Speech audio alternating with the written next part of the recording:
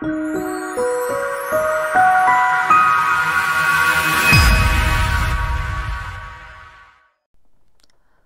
to ADVI Connect. My name is Rita Excel and I'm the Executive Director of ADVI, the Australia and New Zealand Driverless Vehicle Initiative. I'm excited to bring to you this ADVI Connect series where we interview leaders in automation from around the world.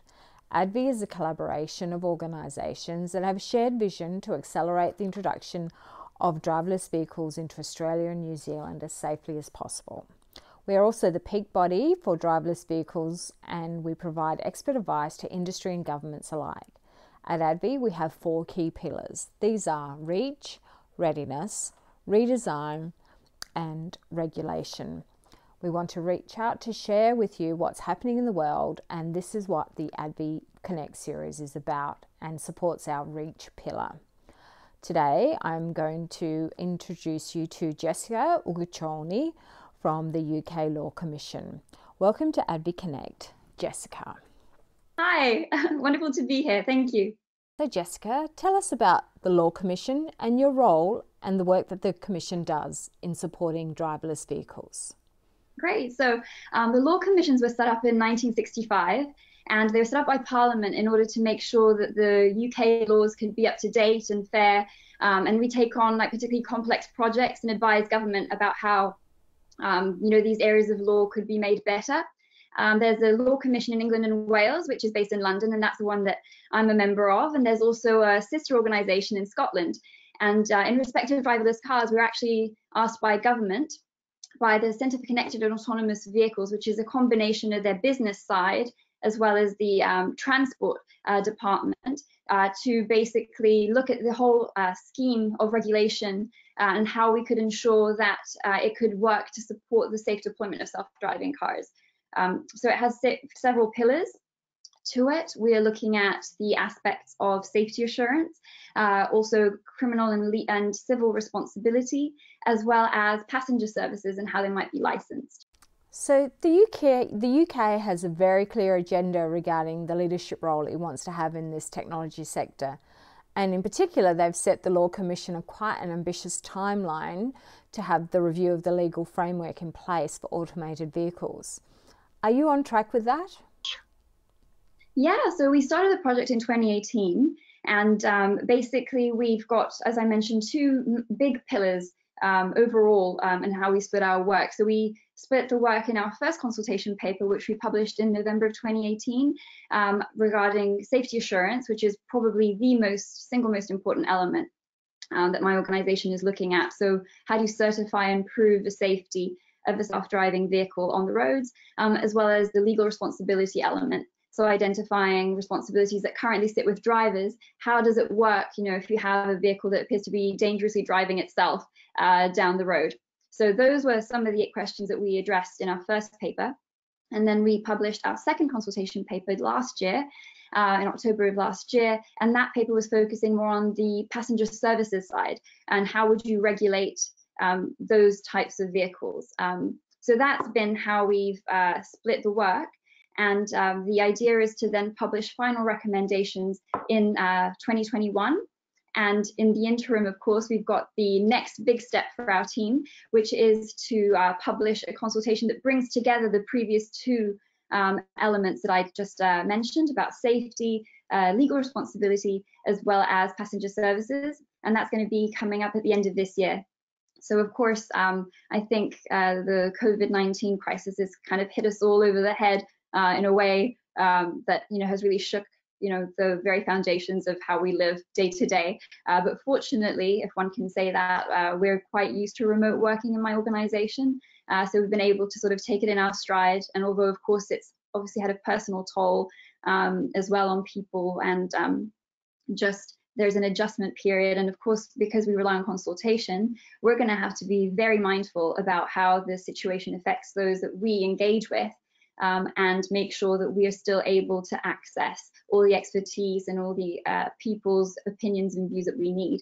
So of course we'll keep it under review, but as far as things are now, we've actually hit all our intermediate targets on time. So that's been quite reassuring. So tell us which international committees you're actively involved in And whether you think or you see that these working groups and committees are likely to achieve international uniformity? Yeah, well, there's a lot of work that's going on at a UN level. So, as you were mentioning, the international committees and forums that I get to participate in are the UNECE, the UN's Economic Commission for Europe, which of course extends much beyond Europe and includes representatives from Australia and the Commonwealth also attending these events. And basically the two big pillars that are supporting self-driving and the harmonization efforts come under Working Party 1, which is the one that I participate in, which is the Global Forum for Road Traffic Safety. And that's looking at the administration of really important road traffic conventions like the Geneva Convention, which of course Australia is a party to, as well as the Vienna Convention, which the UK is a member of and has recently acceded to. So those are the road traffic conventions that regulate the use and the safe movement of international traffic and looking to harmonise traffic laws. And they're the reason that you're able to drive if you came to the UK. Rita, you'd be able to drive on our roads, without having to go through a whole new driving test, which is probably an experience that would hinder international travel quite a bit. If I had to do all that. So harmonization has very big efforts, and that's true for humans. That's also especially true for self-driving cars, which are not built for a single jurisdiction. And the massive R&D efforts at such a scale that the companies that are developing them want to be able to deploy them across different jurisdictions, and that's going to be absolutely essential. And that links in also with the work of WP29, which looks at vehicle technical regulations and making sure that there is harmonization and the ability to use vehicles and have standards which talk to each other and are consistent across the different jurisdictions.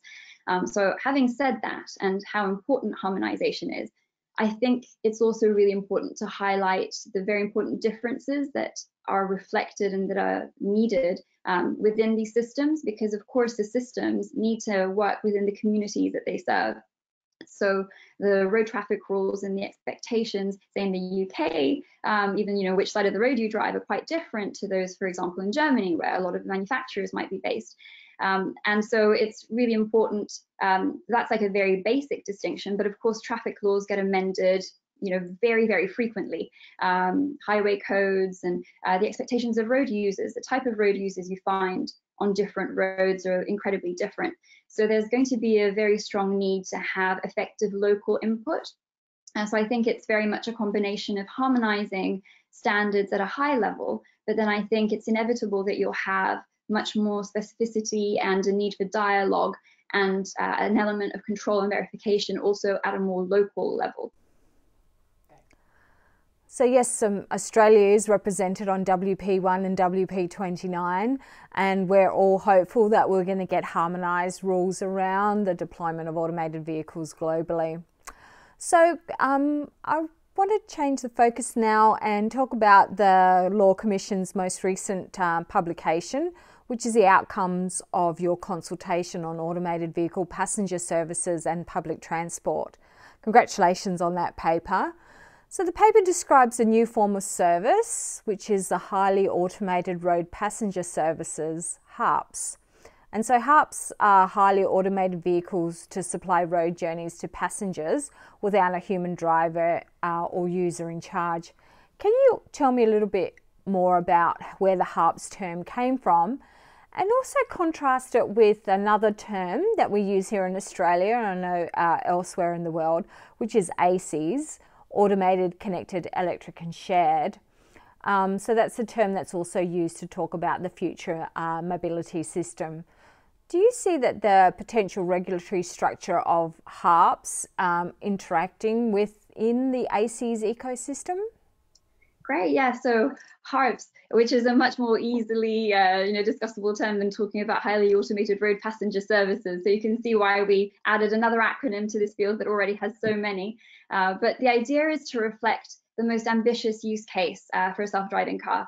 And one of the things that we realized very early on when trying to come up with a regulatory scheme that could accommodate and help the self-deployment of self-driving cars is that you can't have a one-size-fits-all, and that you need very different approaches depending on the kind of vehicle and kind of service that you're trying to regulate. And we took a lot of inspiration from the OECD, an OECD report from 2015, which distinguished between so-called what we call path 1 vehicles and path 2 vehicles. So you have some self-driving vehicles which very much envision having a driver who will drive some of the time, potentially in a vehicle. It's a privately owned car, so potentially say the Tesla model with the various upgrades that might make it self-driving in the future.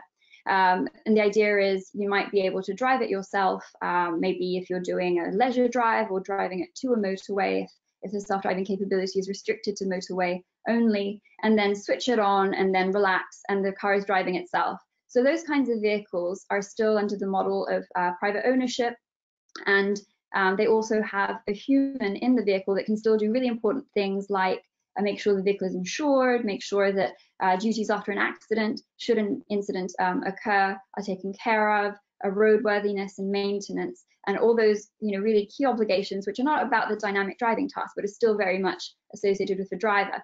Those are still very much in the frame. So that's one use case. However, I think a lot of people, when they think about a self-driving car, are not thinking necessarily of that, but they're thinking about a pod or like a vehicle that might not even have a steering wheel in it, and that might be able to carry people that are unwilling or unable to drive. So maybe people with disabilities that have not had the opportunity to have that kind of independent mobility, or just passengers going on their daily business and that don't want to have to be bothered or worry about having to drive. And that use case is what we're trying to capture with the HARPS concept. So that's the idea that you're in a vehicle where what you're purchasing is not necessarily the vehicle. We don't envisage that these types of services would involve vehicles that are owned by private individuals. Rather, it would be more like a model where you purchase a service. Now, that could be everything from a hop-on, hop-off service. So it could be a fixed route vehicle that potentially looks a bit like a bus, and I hesitate, I'm using existing terms because that's what we know, but it could be a very flexible route. It could have on-demand elements. That could be one way to approach it. Or, for example, it could be, like our classic ride hail now through apps, which are becoming so popular, like Lyft or Uber or DD, for example. So those kinds of services need a very different regulatory framework than you would apply to the privately owned vehicle model. And so that's what we were trying to focus on in this paper. And what we envisioned as being really the radically different and important element is this role of the operator. Because such vehicles which are able to travel empty, which is a real innovation, they would absolutely need to be supervised to make sure that people knew where they were. You couldn't have a situation where a vehicle is just rogue and people don't know where it is. And if it gets into trouble, if it gets stuck, you need to have very clear lines of accountability and protocols to make sure that that vehicle can then be moved or dealt with in the appropriate way, or at least triggering emergency services or something of that nature.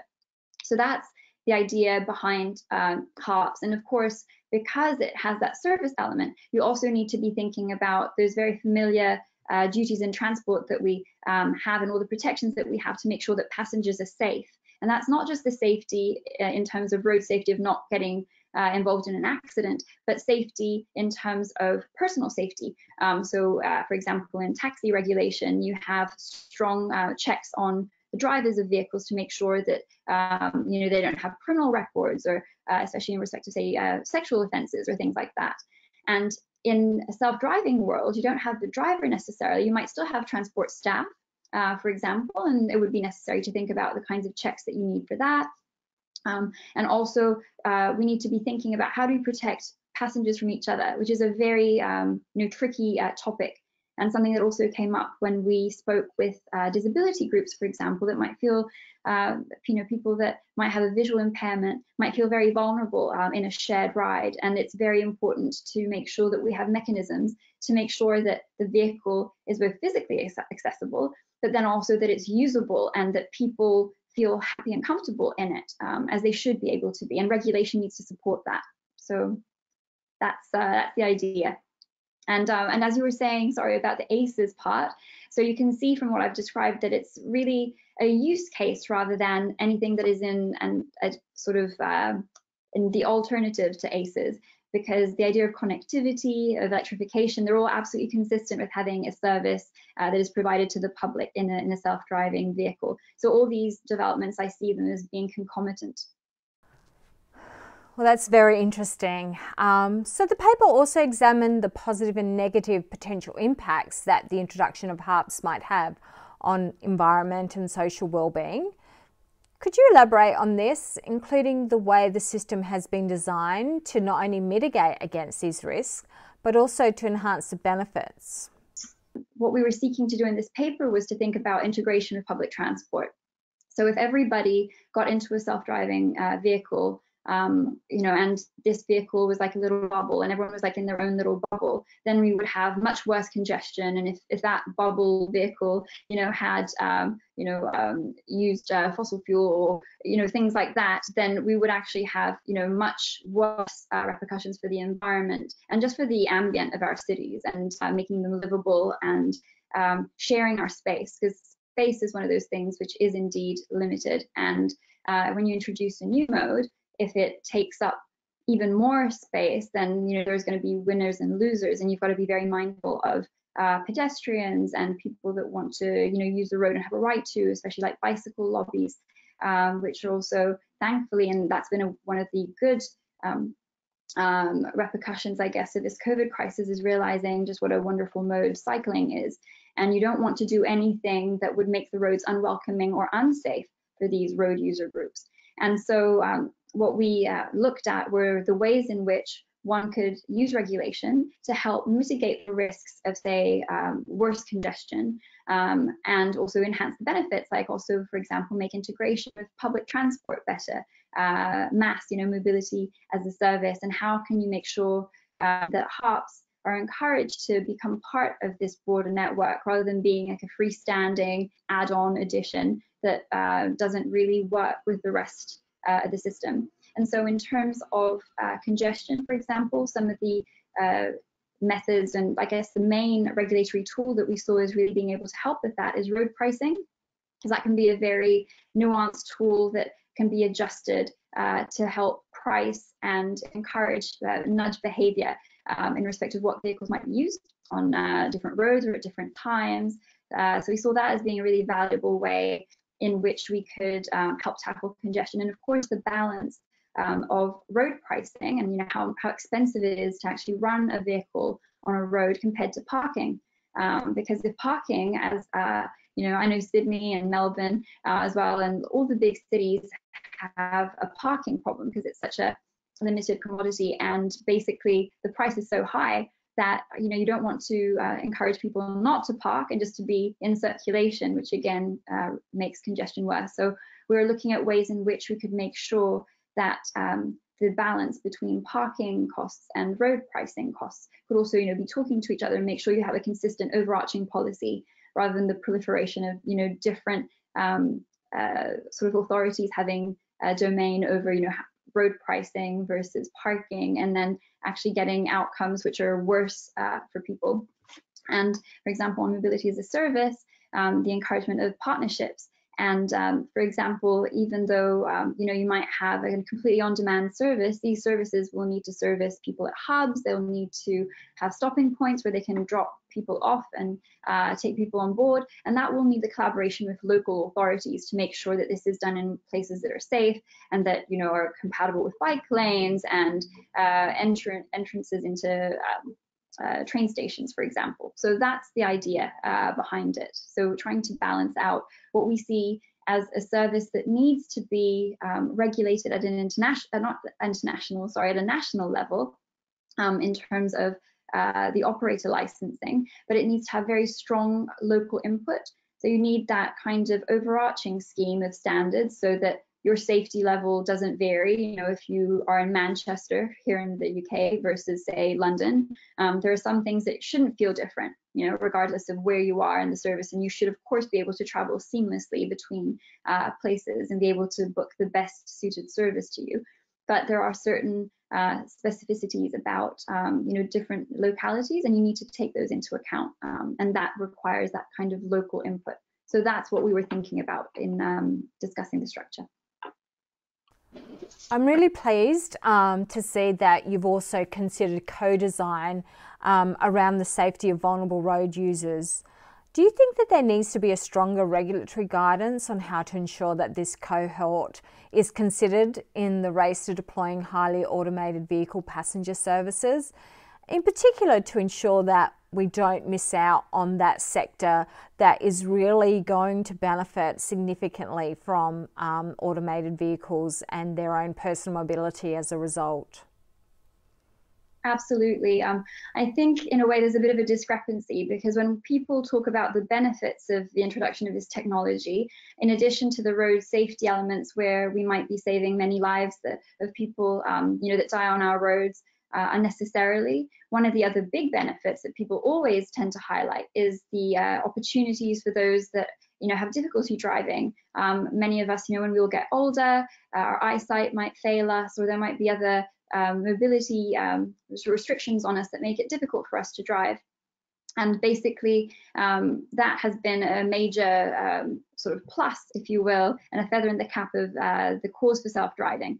On the other hand, when you're looking at the actual initiatives and the trials and a lot of those developments, the actual inclusion or reference to older people or disabled persons is actually much reduced. And I think that is one of the things that we were really trying to address in the paper, was to make sure that the needs of everyone, because it's all of us, all of us at times will have, maybe a reduced mobility, and if we're lucky enough, we'll get older, and in those circumstances, we will also need to have better access to mobility. And I think it's absolutely essential that it's not an add-on at the end, because as we know, retrofitting is so difficult. It gets suboptimal results because you've designed a service or a vehicle, and I'd like to specify it's not just the vehicle itself, but it's also the way you design the service and all of the aspects around it, which makes a big difference. So you need to account for both those things when you're thinking about, apologies, my cat is trying to get into the screen. But you need to think about both those elements and right from the start.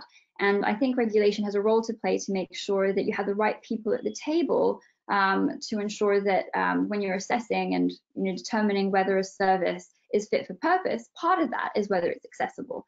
And that involves everything from the physical attributes of the vehicles in which this technology might be introduced, but then also thinking about the service and the way that information is provided. And if we're talking about a HARPS vehicle, as we were saying, that is provided to the public, you want to make sure that there are things in it that ensure that the supervision gives confidence to people with disabilities that they're being taken care of. We need to think about very practical things like making sure people can safely get on board and get off vehicles, have information, if there's disruption to a service, make sure that that service can be provided to people so that they can get on the HARPS and feel safe. Because if any of these things are missing, then you'll actually find that people will not be able to use it. So all this wonderful technology will actually exclude a major part of society, and that's something we definitely want to avoid. So I'm really pleased that that's a cornerstone of the work that you're doing around considering the safety of vulnerable people, pedestrians and people with a disability. So the paper also found that even though people are making fewer trips, car ownership is continuing to increase. So as the new mobility ecosystem emerges, what do you think may be the tipping point for the majority of households no longer wanting to own their own car? Yeah, that's a really good question. I think the single most important thing is probably access to public transport. So if you're going to give up your car and the freedom that that involves, you need to have really good options that give you confidence that you won't be stranded or find yourself unable to get where you need to when you need to.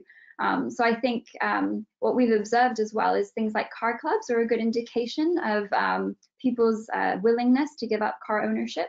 And the take-up of car clubs is obviously much better in more densely populated areas and cities. So like, for example, here in London, you have a very good uptake of people wanting to participate in that kind of shared vehicle concept where you share it across time rather than actually sharing any physical ride with someone else, but you might just use a common vehicle. But that can only really happen if you're pretty confident that here in London, say, you can get on the tube or things like that. If you move further afield, if you move to sort of a more commuter zone, then you're actually coming to rely more on, say, trains and maybe coaches and those kinds of services. And if, as has happened here, sometimes those services can be severely disrupted several times. So it can be the wrong kind of snow, or leaves, or whatever it might be, or whether it's industrial action, any of those aspects. If those services are no longer available, then if you, at a time when we all needed to physically get to work, which again is being challenged now, how much we can do remotely. I think that's a very important point, actually. But to the extent that you need to get somewhere and you need to physically travel, then it's actually super important to make sure that your other options are incredibly solid and also desirable. So if your alternative to having your own car is being in an absolutely packed tube, for example, you might feel a bit less inclined to give up your car ownership. So we need to make sure that the public transport options are, economic, so it's not uneconomical, or it doesn't feel more expensive to you to adopt that option, but as well reliable, and also, a pleasure to sort of to be in, or at least not actively, a hostile environment or something that you'd find disagreeable. So I think that is probably, for me, the most important element to help make the tipping point. And of course, as you sort of highlighted in your question, if you're in a more rural setting or in a less densely populated area, that tipping point is much harder, to make, because you have less access and less full confidence in the alternative options for you.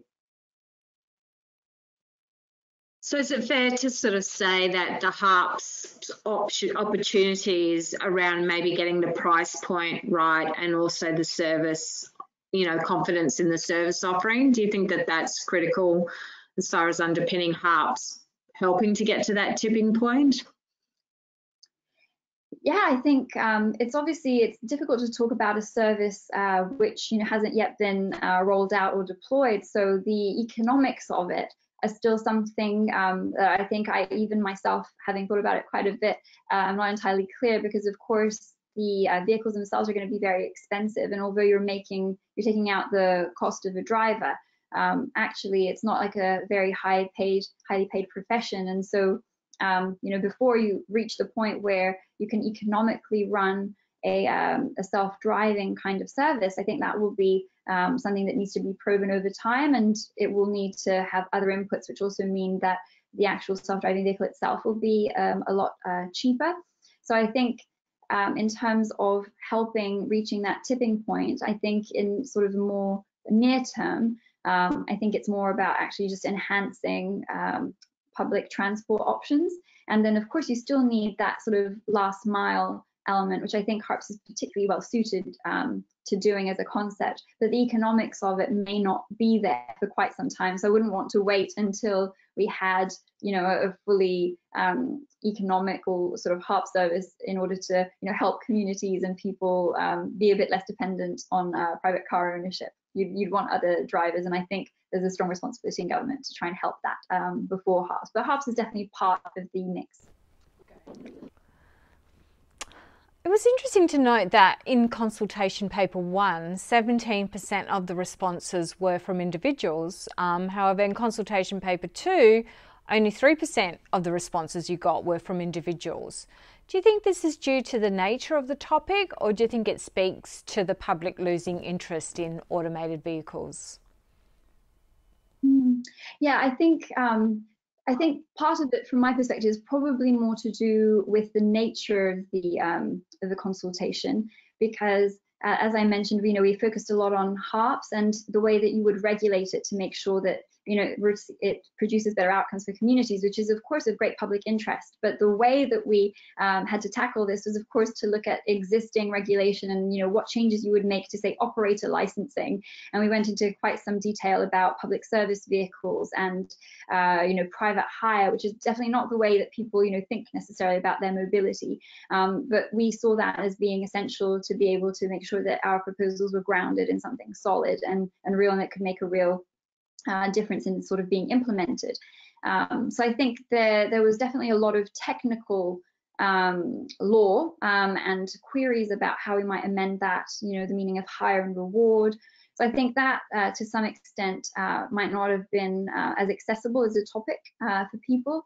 I also think in our first consultation paper, we looked at safety assurance and, whether these vehicles should be, how do you measure, the safety of a self-driving car, which is something that people can relate to very directly. But I think probably the thing that had the most engagement in the first consultation paper was our last chapter, which was looking at adapting road rules. And we tried to reflect some of the conversations that people have been having about the ethical dilemmas about self-driving cars. And so in the first paper, we talked about, well, how do you deal with situations where the vehicle has to make a difficult choice in legal terms. So we asked, should a self-driving car ever be allowed to speed? Should it always just stick with the speed limit, or should there be exceptions to that? To stay with traffic flow, or for an overtake maneuver or things like that.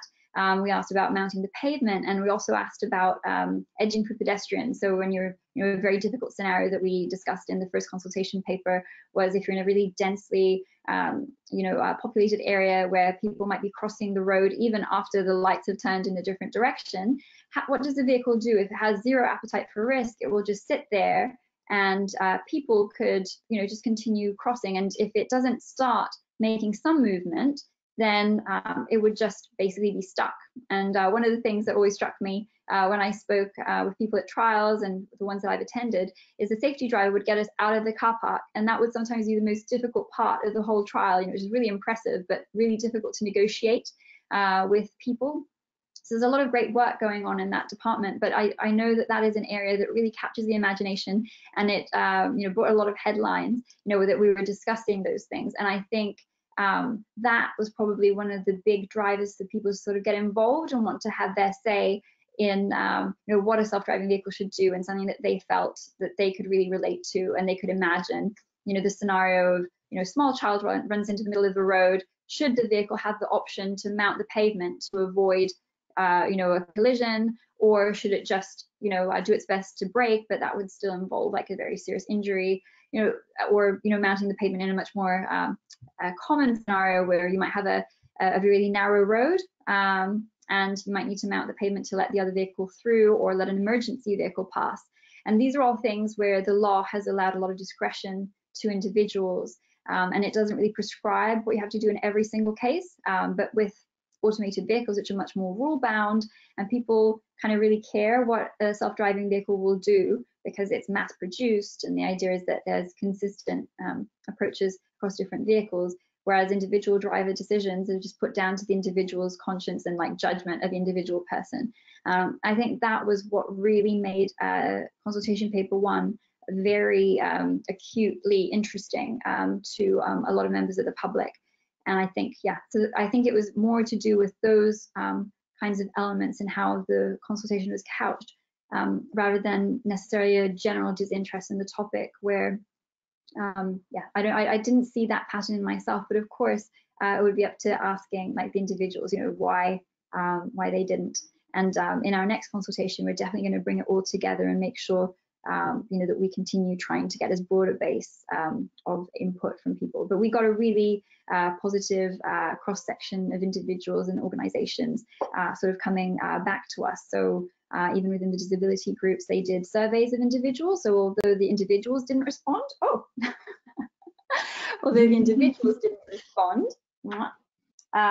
we did have the benefit of individual input.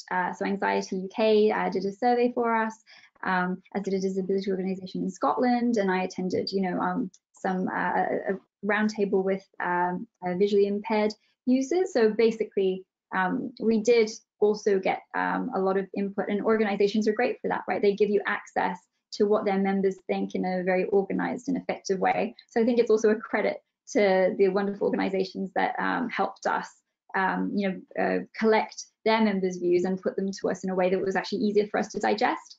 So I think that's also something to probably highlight and thank the many organisations that contributed. Oh, Jessica, we just love dealing with animals, don't we? That's a beautiful cat, and obviously wanted to be part of the interview series. Tell my cat not to go on the table, but he's very stubborn. Go on. I think you're right. It is about getting that mix right, getting the right technology into the right sort of communities that are looking for it, and also having the regulatory process underpinning that. So definitely it is a mixture of those aspects to get this technology to commercial scale. So I'm going to ask this to all my guests as well. In your opinion, what do you think will be likely to be the first of this technology to get to wide scale commercial offerings, and why do you think that is? I think one of the biggest challenges, and you put it so well, you've got these like three big groups of reasons and that people talk about as being potential problems or things that we need to overcome in order to be able to have meaningful deployment. So you've got the technology side, you've got the public acceptance side, and you've got the regulation. And my impression is, of course, we need to look at them all individually, but what is most important is actually to bring them together. And I think it's actually the synergy and the combination of these three factors together that is what will actually get us to a point where we actually can deploy. Because how can the public accept something that they haven't yet seen and haven't yet experienced? And on the other hand, you know, the technology might be making great advances, and you know, we can take the word of the developers and the OEMs, say, on that front. But as a regulator, you have a responsibility to sort of your citizens to make sure that they're safe. And so taking someone's word for it is not quite enough. And especially given that road traffic is such a heavily regulated area, and for good reason, because it's probably the most likely way that any of us have of killing someone else, through negligence, say, is on the road. And that's like a very high risk environment.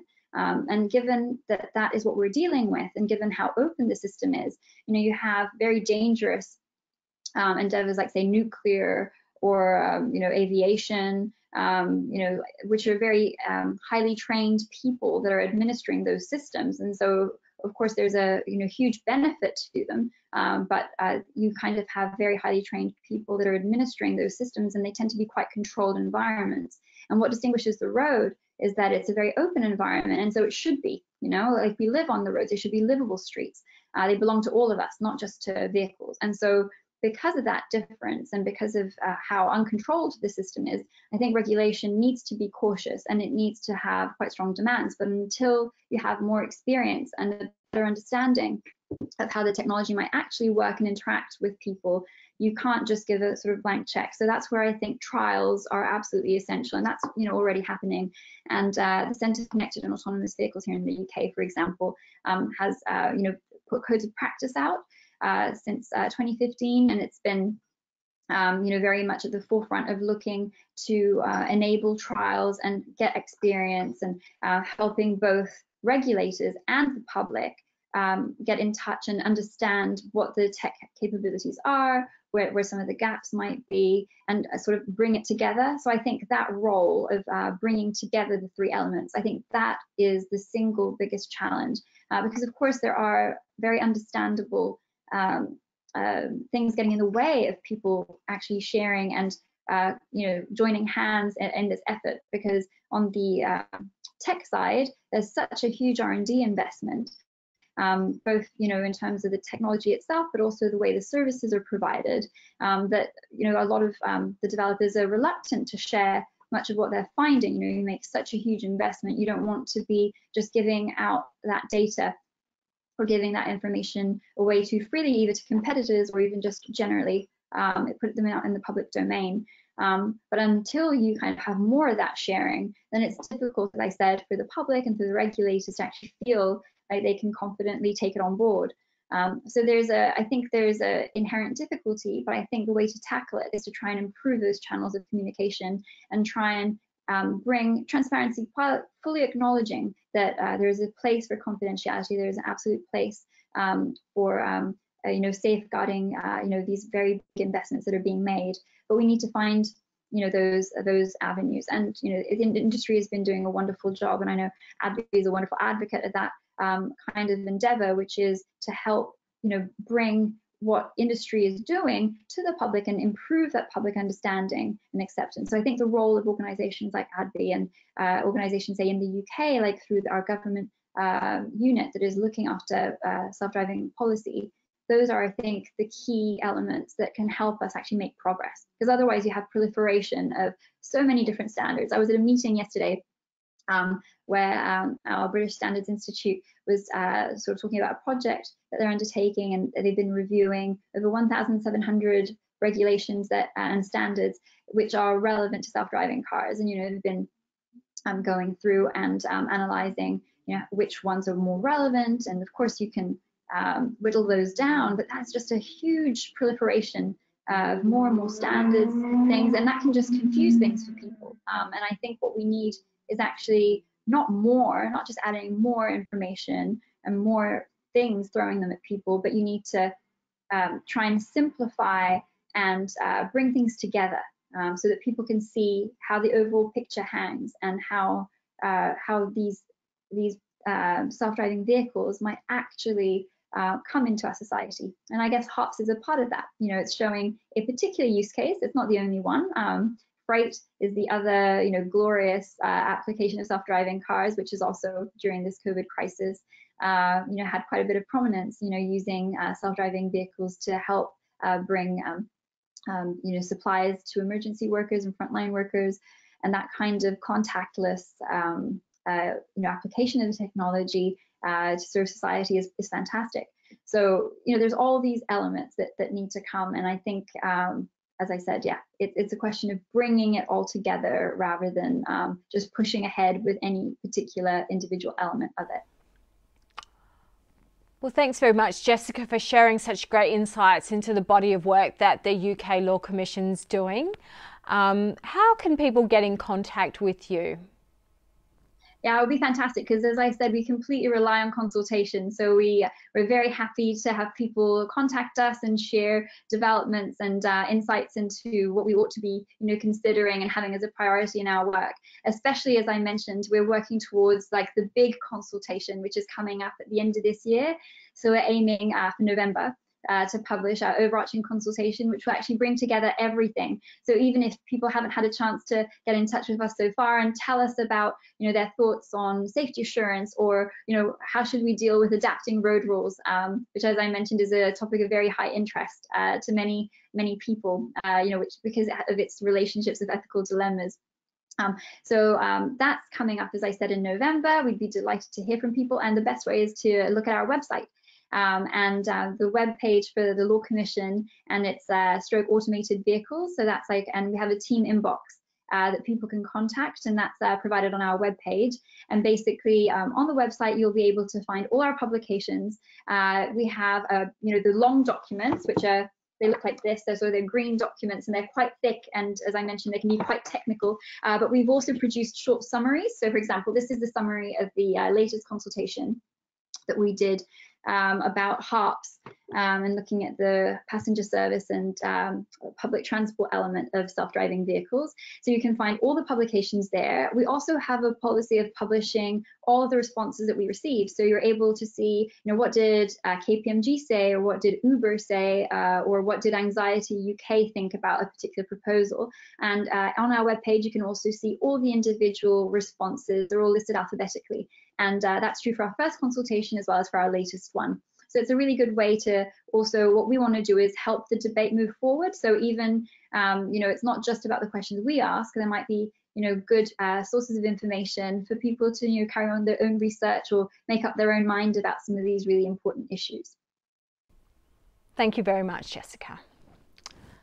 So there you have it. That was Jessica Uguccioni from the UK Law Commission. I hope you enjoyed hearing about their consultation process, and obviously looking forward to their final report in November. I encourage you to go to their website and provide inputs and feedback as you see fit.